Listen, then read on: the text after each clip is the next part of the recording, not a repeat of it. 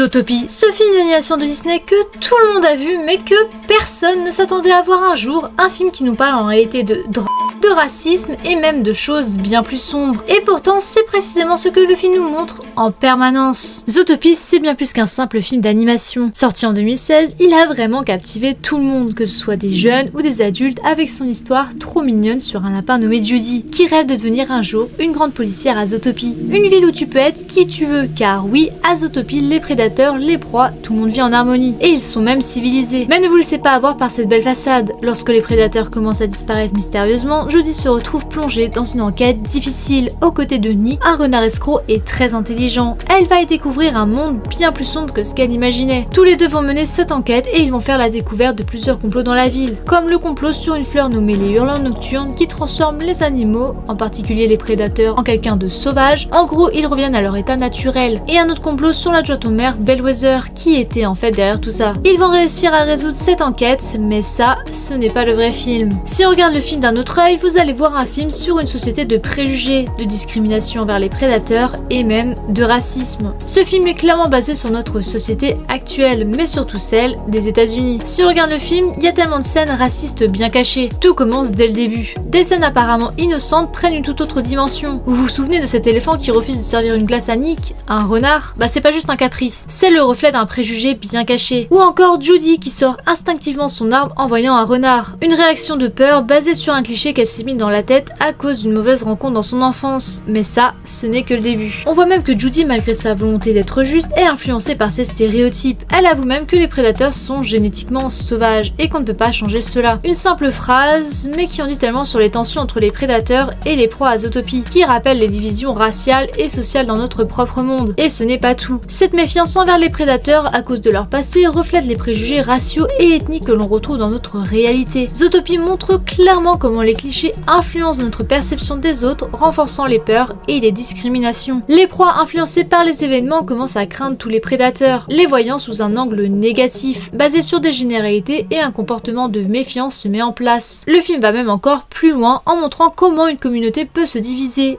alimentée par la peur et les préjugés. Les proies deviennent racistes tout comme Bellwether. D'ailleurs ouais, c'est vraiment la plus raciste de ce film je pense. Mais la vraie question c'est pourquoi? Pourquoi cette division? Cette peur, cette manipulation? Eh bien on va y venir un peu plus tard. Zootopie nous montre aussi que surmonter ces divisions nécessite du courage, de la communication et surtout une ouverture d'esprit. C'est ce que Judy et Nick vont découvrir en mettant de côté leurs préjugés pour finalement faire équipe. Judy n'aura plus aucune peur des renards après avoir compris qu'ils n'étaient pas si dangereux que ça. Ce film est donc une vision de notre société actuelle déguisée en une aventure animalière, un peu comme faisait Jean de La Fontaine qui dénonçait des choses ou des actes à travers les animaux. Mais ce n'est pas tout. Ce film cache encore bien des secrets, notamment en ce qui concerne une certaine substance illicite très connue dans notre monde, le crack. Je ne vais pas pouvoir dire le mot sinon je vais être démonétisée et flemme de faire un bip à chaque fois, ça va juste nous casser les oreilles et ça va me saouler. Donc je remplacerai ce mot par substance. Maintenant laissez-moi vous parler d'une théorie du complot. Vous en avez déjà peut-être entendu parler, c'est une théorie assez célèbre en Amérique qui a fait un énorme scandale dans les années 80-90. En gros le gouvernement américain aurait indirectement facilité l'entrée de cette substance dans les grandes villes, mais surtout dans les communautés pauvres ou de couleur, ce qui créa un énorme chaos entre plusieurs groupes de personnes. Les conséquences étaient désastreuses. Encore plus de criminalité ou une grande addiction à cause des conséquences mentales ou physiques de la substance. Et le gouvernement a totalement fermé les yeux dessus. La communauté afro-américaine dans les années 80-90 se sentait tellement abandonnée face au problème de la substance que des théories du complot ont fini par naître, comme quoi tout serait prémédité et volontaire de la part du gouvernement. Et là vous vous demandez sûrement c'est quoi le rapport avec Zootopie? On y vient, il y en a un très gros. On sait que Disney a souvent inclus des choses pas très enfantines dans certains Disney, comme Alice au Pays des Merveilles où les personnages mangent des champignons étranges ou fument de la chicha. Pareil pour Dumbo avec les éléphants roses. Alors on peut se dire que Zootopie a fait la même chose. Et si je vous disais que les hurlants nocturnes et cette fameuse substance ont bien plus en commun qu'il n'y paraît? À première vue, rien d'alarmant, les deux sont dérivés d'une fleur. Une simple fleur qui pousse librement dans des endroits sauvages un peu partout. Les hurlants nocturnes, après avoir été transformés, deviennent un sérum qui servira à transformer les prédateurs, même les plus sauvages. Et pour la fameuse substance, c'est pareil, ça vient de base de la fleur de coca qui vient d'Amérique du Sud et que vous connaissez sûrement. Cette plante très connue se boit généralement en thé ou on en vous avez une fameuse boisson qu'on connaît tous et qu'on a tous déjà bu, le coca. Mais plus maintenant, trop d'addiction avec les feuilles, on a donc enlevé la particule addictive, mais il y a toujours quelques feuilles dedans. Bon, ça c'était la petite aparté. Revenons aux parents de Judy, qui eux aussi avaient une plantation, une grande plantation de hurleurs nocturnes, mais personne ne savait réellement leurs effets une fois transformées. C'était juste pour leur consommation ou vendre, et c'est la même pour les feuilles de coca. Une fois transformées, elles deviennent une certaine poudre avec des effets bien addictifs. Les deux ont exactement le même procédé. Il y a même un labo pour le mouton pour nous montrer comment on passe d'une fleur vierge à un sérum terrifiant. D'ailleurs, le laboratoire des moutons est une ref à Breaking Bad. Incroyable cette série. Mais allons encore plus loin. Comparons les effets de la substance avec ceux du sérum dans Zootopie. Dans le film, on nous explique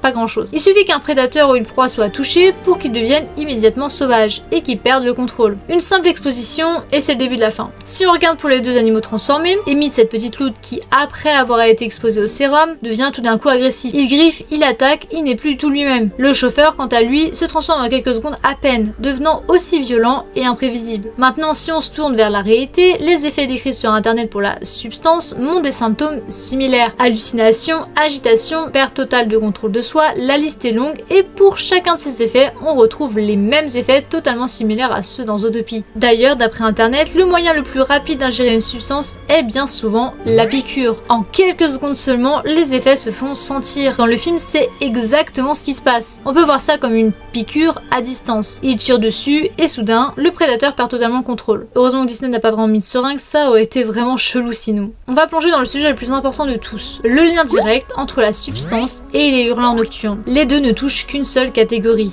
les prédateurs. Oui, en observant Zootopie de plus près, on réalise que ce sont les prédateurs qui sont les principales ciblées. Ce sont les véritables victimes de ce sérum. Pourquoi seulement les prédateurs? Quelle est la logique derrière ce ciblage spécifique? Pour comprendre ça, il faut revenir à la substance et à la manière dont elle a radicalement changé la vision des proies envers les prédateurs dans Zootopie. Et ça reflète très bien ce qui s'est passé dans notre propre société, particulièrement aux États-Unis. Alors posons-nous la question, pourquoi ils ont fait ça? Pourquoi Bellwether, ce personnage apparemment tout mignon, a-t-elle orchestré un plan aussi tordu? Bellwether n'est pas qu'une simple adjointe au maire. Elle a un immense pouvoir sur la ville de Zootopie. Avec un maire qui semble prêt à fermer les yeux sur à peu près tout, elle est libre d'agir comme bon lui semble. Et c'est précisément cette liberté qui lui permet de manipuler les événements autant qu'elle le veut. Dans Zootopie, la substance est utilisée comme un outil de contrôle et de manipulation. Les hurleurs peut être vu comme une sorte de comparaison des différentes substances de notre société. Elle symbolise non seulement les effets néfastes des substances sur ceux qui en consomment, mais aussi la manière dont elles sont utilisées pour créer des divisions, de la méfiance ou de la peur envers les proies. On le voit bien dans Zootopie quand Judy a fait son discours. En un rien de temps, les tensions montent et la société de Zootopie commence à se diviser. Les hurleurs seraient utilisés stratégiquement pour manipuler la population de Zootopie, en ciblant spécifiquement les prédateurs car ils se sont servis de leur passé de sauvage pour faire peur aux gens. Et comme dit Bellwether, la peur, ça marche toujours. Voyons maintenant comment les moutons, les créateurs du sérum, renforcent les peurs. En injectant le sérum aux prédateurs de la manière aléatoire, ils nourrissent les angoisses déjà présentes. Ce processus crée une croyance envers les proies, que cette sauvagerie est bien dans leur gène, ce qui amplifie aussi la division au sein de la société. Et si on regarde les personnages plus en détail, les ressemblances deviennent encore plus frappantes. Comme Ricky Ross, qui était le plus grand trafiquant de substances américain dans les années 80, qui pourrait correspondre à Bellwether, ou même un des moutons. Et même le maire de Zootopie correspondrait à Marion Barry, qui était aussi maire de Washington, qui s'est fait prendre en flagrant délit en train de consommer la substance. Il a été incarcéré, puis réélu à sa sortie, un peu comme le maire de Zootopie, qui lui aussi a été arrêté et réélu. Zootopie fait donc clairement référence à la communauté afro-américaine dans les années 80-90 qui était totalement les victimes de la substance. Environ 70 à 85% des arrestations liées à la substance étaient des afro-américains. Le film nous montre comment une simple substance peut être utilisée non seulement pour affecter la santé des gens, mais aussi pour manipuler toute une société. Le film est même allé jusqu'au bout car les personnages, notamment Judy et Nick, doivent faire face aux conséquences de leurs actes. Judy doit se confronter contre ses propres préjugés, tandis que Nick ressent le poids de la suspicion en permanence. Il se méfie de Judy et Judy se méfie de Nick. Ça montre comment la substance, même sans rien prendre, juste le fait d'avoir des clichés ou des préjugés, peuvent avoir des effets destructeurs à long terme sur les relations des gens. Zootopie laisse quand même un message très clair. La société doit rester vigilante face à tous ceux qui cherchent à diviser les différentes personnes par la peur et plutôt s'unir pour combattre les préjugés. D'ailleurs, petit aparté un peu marrante, la chanson Try Everything, qui veut dire tout essayer en anglais, prend maintenant un tout autre sens. Mais attendez, il y a encore quelque chose d'important à découvrir. Au-delà des histoires avec la substance et ses effets, Zootopie soulève une question encore plus profonde, celle de notre perception de la société et son impact sur notre vie et notre futur. Je fais référence à la manière dont les personnages de Zootopie représentent des idées ou même des stéréotypes plus larges que leur simple rôle dans l'histoire. Pour Judy et Nick, par exemple, leur caractère et leur expérience peuvent symboliser des aspects spécifiques de la société. Pour Judy, son rêve est de devenir un jour une grande policière, sauf qu'il n'y a aucun lapin qui a réussi à le faire jusqu'à ce jour. Elle représente parfaitement l'innocence, l'idéalisme, voire même de la naïveté. Dès le début, elle croit fermement que tout le monde peut être ce qu'il veut dans Zootopie, ce qui symbolise l'optimisme naïf que beaucoup d'entre nous ont avant d'entrer dans le monde réel. Tu fais une belle idée d'une ville, tu dis que ça va être incroyable, et au final, quand tu y es, t'es déçu. Malgré les obstacles qu'elle va rencontrer en tant que première lapine policière, Judy, elle ne renonce jamais. Sa persévérance est un symbole de lutte contre les préjugés et les stéréotypes, alors que tout le système est contre elle. Et pour Nick,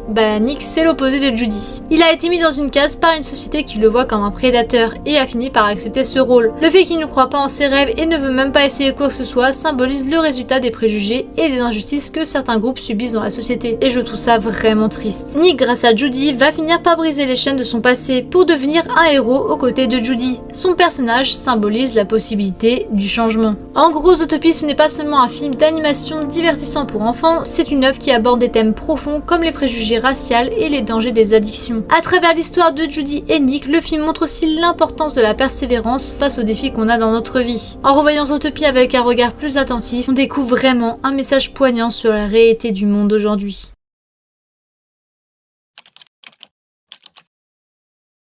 Peu importe à quelle espèce d'animal vous appartenez, du plus énorme des éléphants à notre premier renard, je vous implore d'essayer. Essayez de rendre le monde meilleur. Regardez en vous-même et reconnaissez que ce changement commence avec vous. Il commence avec moi. Il commence avec nous tous.